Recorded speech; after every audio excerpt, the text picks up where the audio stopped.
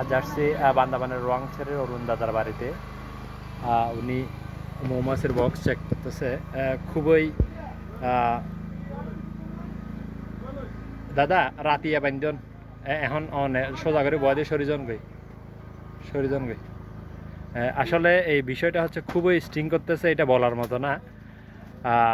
ভালো প্রস্তুতি থাকার পরও কিন্তু অসম্ভব স্টিং করতেছে, কারণ এই সময়টাতে বর্ষার শুরুর আগে অর্থাৎ জুনের দিকে এই পিসেরেনা জাতের পাহাড়ে মৌমাছিগুলো কিন্তু খুবই উত্তেজিত হয় এবং স্টিং করে, এবং এই সময় বক্সে কিছুটা মধুও থাকে।